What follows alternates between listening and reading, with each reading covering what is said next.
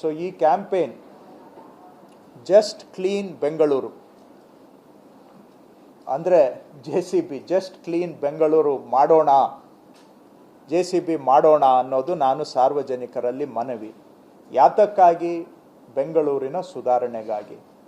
ಹಾಗಾಗಿ ನಾನು ಜನಗಳಲ್ಲಿ ಮನವಿ ಮಾಡೋದು, ಈ ತ್ಯಾಜ್ಯದಿಂದ ಸ್ವಾತಂತ್ರ್ಯ ಅಭಿಯಾನದಡಿ ನೀವು ನಾವು ಸೇರಿ ಜೊತೆಗೂಡಿ JCB ಮಾಡೋಣ ಬೆಂಗಳೂರಿನ ಸುಧಾರಣೆಗಾಗಿ.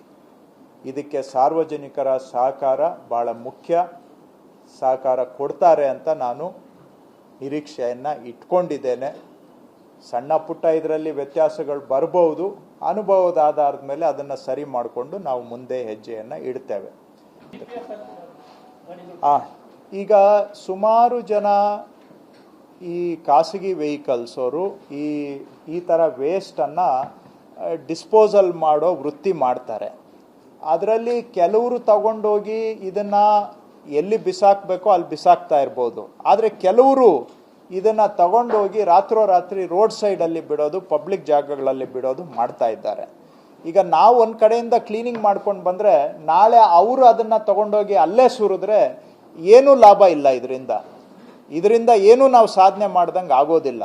ಹಾಗಾಗಿ ಮುಂದೆ ಸಾರ್ವಜನಿಕ ಸ್ಥಳಗಳಲ್ಲಿ ಸುರಿಯೋದನ್ನು ತಡೆಯಬೇಕು ಅಂತ ಹೇಳಿದ್ರೆ, ಈ ಥರ ಯಾರು ಈ ಥರ ಕನ್ಸ್ಟ್ರಕ್ಷನ್ ಮೆಟೀರಿಯಲನ್ನು ಸಾಗಾಣಿಕೆ ಮಾಡ್ತಾರೆ, ಸಿಲ್ಟ್ ಸಾಗಾಣಿಕೆ ಮಾಡ್ತಾರೆ, ಆ ಎಲ್ಲ ವಾಹನಗಳಿಗೆ ಕಂಪಲ್ಸರಿಯಾಗಿ GPS ಅನ್ನು ಹಾಕಬೇಕು ಅಂತ ನಾನು ಅಧಿಕಾರಿಗಳಿಗೆ ಸೂಚನೆ ಕೊಟ್ಟಿದ್ದೇನೆ. ಸೊ ಆ ವಾಹನಗಳು ರಿಜಿಸ್ಟರ್ ಮಾಡ್ಕೋಬೇಕು. ಫಸ್ಟು ಅವರು ರಿಜಿಸ್ಟರ್ ಆಗಬೇಕು. ರಿಜಿಸ್ಟರ್ಡ್ ಇಲ್ಲದೆ ನೀವು ಈ ಥರ ಕನ್ಸ್ಟ್ರಕ್ಷನ್ ಮೆಟೀರಿಯಲನ್ನು, ಅಂದರೆ ವೇಸ್ಟ್ ಮೆಟೀರಿಯಲ್, ನಾನು ಹೇಳ್ತಾ ಇರೋದು ಕನ್ಸ್ಟ್ರಕ್ಷನ್ಗೆ ಮರಳು ತೊಗೊಂಡು ಬರ್ತಾ ಇದ್ದೀರಿ, ಕನ್ಸ್ಟ್ರಕ್ಷನ್ಗೆ ಕಲ್ಲು ತೊಗೊಂಡು ಬರ್ತಾ ಇದ್ದೀರಿ, ಅವರಲ್ಲ. ಡಿಸ್ಪೋಸಲ್ ಮಾಡೋರು, ವೇಸ್ಟನ್ನು ಡಿಸ್ಪೋಸ್ ಮಾಡೋರು ಯಾರ್ಯಾರಿದ್ದಾರೆ ಅವರು ಕಂಪಲ್ಸರಿಯಾಗಿ ರಿಜಿಸ್ಟರ್ ಮಾಡ್ಕೋಬೇಕು ಮತ್ತು GPS ಅನ್ನು ಹಾಕ್ಕೋಬೇಕು. ಯಾಕೆ GPS ಅಂತ ಹೇಳಿದ್ರೆ, ಆ ವಾಹನ ಎಲ್ಲಿ ಓಡಾಡ್ತಾ ಇದೆ ಅಂತ ನಮಗೆ ಗೊತ್ತಾಗುತ್ತೆ. ಅವರು ಅದನ್ನು ತಗೊಂಡೋಗಿ ಎಲ್ಲಿ ವೇಸ್ಟನ್ನು ಹಾಕಬೇಕೋ ಅಲ್ಲಿಗೆ ಹೋಗಿ ಬರ್ತಾ ಇದ್ದರೆ ನಮ್ದೇನು ತಕರಾರಿಲ್ಲ. ಅದು ಬಿಟ್ಬಿಟ್ಟು ಎಲ್ಲೋ ರೋಡ್ ಸೈಡಲ್ಲಿ ಹೋಗ್ಬಿಟ್ಟು ಸುರಿದ್ಬಿಟ್ಟು ಬರ್ತಾ ಇದ್ರೆ ಅದು ನಮಗೆ GPS ಮುಖಾಂತರ ಗೊತ್ತಾಗುತ್ತೆ. ಸೊ ಹಾಗಾಗಿ ಅದನ್ನು ಪತ್ತೆ ಮಾಡಬೇಕು ಅಂತ ಹೇಳಿ ನಾವು ಅವ್ರಿಗೆ GPS ಅನ್ನು ಕೂಡ ಕಡ್ಡಾಯ ಮಾಡಬೇಕು.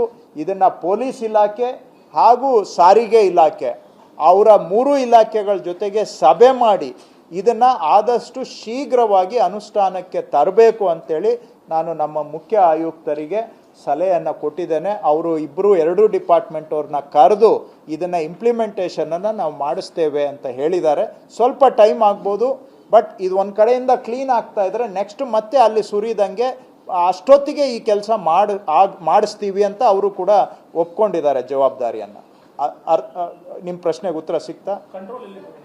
GPS ಮಾನಿಟರ್ ಮಾಡ್ತೇವೆ. ಈಗ ಅಲ್ಲ, ಅದು ಟ್ರಾಫಿಕ್ ಪೊಲೀಸ್ ಹತ್ರ ಇರುತ್ತೆ, BW ಇವರು ಸಾಲಿಡ್ ವೇಸ್ಟ್ ಮ್ಯಾನೇಜ್ಮೆಂಟು ಕಾರ್ಪೊರೇಷನಲ್ಲೂ ಕೂಡ ಇರುತ್ತೆ. ನಮಗೆ ಎಲ್ಲಾದರೂ ಈಗ ಒಂದು ಕಡೆ ಕ್ಲೀನ್ ಮಾಡಿದ್ವಿ ಅಂತ ಇಟ್ಕೊಳ್ಳಿ, ಅಲ್ಲಿ ಸಡನ್ಲಿ ಒಂದು 5-6 ಲೋಡು ಬಂದು ಈ ಥರ ಡೆಬ್ರಿಸ್ ಬಿದ್ದಿದ್ರೆ ಯಾವ ವೆಹಿಕಲ್ ಅಲ್ಲಿ ಬಂದು ಹೋಗಿದೆ ಅಂತ ನಮಗೆ ಗೊತ್ತಾಗುತ್ತೆ. ಅದ್ರ ಮುಖಾಂತರ ನಾವು ಟ್ರೇಸ್ ಮಾಡ್ಬೋದು. ಕ್ರಮ ತಗೊಳ್ತೀವಿ. ಅದರಲ್ಲಿ ಕಾನೂನಲ್ಲಿ ಸಾಕಷ್ಟು ಅವಕಾಶ. ರೋಡ್ ಸೈಡಲ್ಲಿ ಯಾರಾದರೂ ತಂದು ಡಂಪ್ ಮಾಡಿದರೆ ಅವ್ರ ಮೇಲೆ ಪೆನಲ್ಟಿ ಹಾಕೋದಕ್ಕೆ ನಮಗೆ ಕಾನೂನಲ್ಲಿ ಸಾಕಷ್ಟು ಅವಕಾಶ ಇದೆ.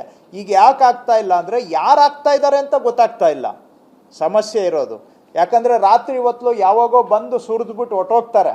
ನೀವು ಹೇಳ್ಬೋದು ನಿಮ್ಮ ಲೋಕಲ್ ಆಫೀಸರ್ಸ್ಗೆಲ್ಲ ಗೊತ್ತಿರುತ್ತೆ ಸ್ವಾಮಿ ಅಂತ, ಇರ್ಬೋದು, ಇಲ್ಲ ಅಂತಲ್ಲ. ಆದರೆ ನಿಖರವಾಗಿ ನಾನು ಹೇಳೋಕ್ಕಾಗ್ತಾ ಇಲ್ಲ ಯಾರು ತಂದು ಸುರಿದು ಹೋಗ್ತಾ ಇದ್ದಾರೆ.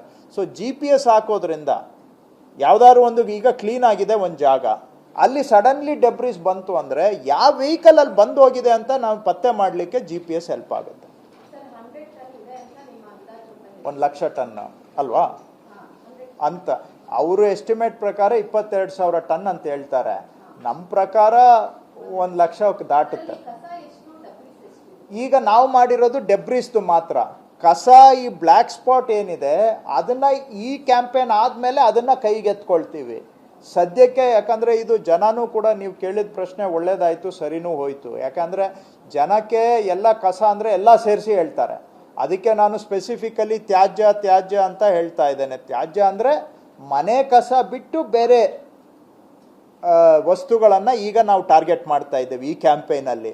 ಇದಾಗ್ತಾ ಇದ್ದಂಗೆ ನೆಕ್ಸ್ಟು ಇದಾದ ತಕ್ಷಣ ನಾವು ಬ್ಲ್ಯಾಕ್ ಸ್ಪಾಟ್ಸು ಅಂದರೆ ಎಲ್ಲಿ ಗೃಹ ತ್ಯಾಜ್ಯ ಅಂದರೆ ಗಾರ್ಬೇಜ್ ಅದನ್ನು ನೆಕ್ಸ್ಟು ಟಾರ್ಗೆಟ್ ಮಾಡ್ತೇವೆ. ಬಟ್ ಒಂದೇ ಸತಿಗೆ ಇದು ಅದು ಮಾಡ್ತೀವಿ ಅಂದರೆ ಕಷ್ಟ ಸಾಧ್ಯವಾದಂಥ ಕೆಲಸ. ಅದಕ್ಕೆ ಈಗ ಈ ಪಬ್ಲಿಕ್ ಸ್ಪೇಸಸಲ್ಲಿ ಡೆಬ್ರಿಸು ಈ ಥರದ್ದೆಲ್ಲ ಟಾರ್ಗೆಟ್ ಮಾಡ್ತಾ ಇದ್ದೀವಿ ಈ ಕ್ಯಾಂಪೇನಲ್ಲಿ. ಇದಾದ ತಕ್ಷಣ ಆ ಕಸದ್ದು ಟಾರ್ಗೆಟ್ ಮಾಡ್ತೇವೆ. ಕೆಲವು ಸೈಟ್ಗಳಲ್ಲಿ ಅಲ್ಲಿ ಕೂಡ ಕೆಲವರು ಮನೆ ಕಸವನ್ನು ಕೂಡ ಅಲ್ಲಿ ಬಿಸಾಕಿರೋದು ಇದೆ. ಈಗ ನಾವು ಕ್ಲೀನ್ ಮಾಡೋ ಸ್ಪಾಟ್ಸಲ್ಲಿ ಒಂದು 90% ಡೆಬ್ರಿಸ್ ಇರುತ್ತೆ, ಒಂದು 10% ಕಸನೂ ಕೂಡ ಇರ್ಬೋದು, ಇಲ್ಲ ಅಂತ ನಾನು ಹೇಳೋದಿಲ್ಲ. ಬಟ್ ಒಟ್ಟಾರೆ ಆ ಸ್ಪಾಟ್ಗೆ ಕೈ ಹಾಕಿದಾಗ ಎಲ್ಲ ಕ್ಲೀನ್ ಮಾಡ್ತೇವೆ. ಸೊ ಇದು ಹೆವಿ ಕ್ಲೀನಿಂಗ್ ಡ್ರೈವು. ನೀವು ಬ್ಲ್ಯಾಕ್ ಸ್ಪಾಟ್ ಏನಿದೆ ಅದು ಡೇ ಟು ಡೇದು. ಇದು ವರ್ಷ 2 ವರ್ಷ 4 ವರ್ಷದಿಂದ ಬೆಳ್ಕೊಂಡಿದೆ. ಅದ್ರ ಮೇಲೆ ಕಳೆನೇ 10-20 ಅಡಿ ಬೆಳೆದಿದೆ ಕಳೆ. ಆ ಥರದ ಸೈಟ್ಸು ನಾವು ಮಾತಾಡ್ತಾ ಇರೋದು.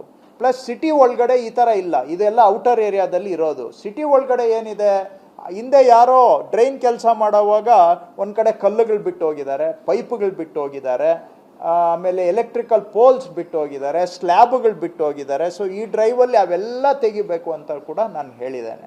ಸೊ ಒಂದು ಕಡೆಯಿಂದ ಈ ಹೆವಿ ಮೆಟೀರಿಯಲ್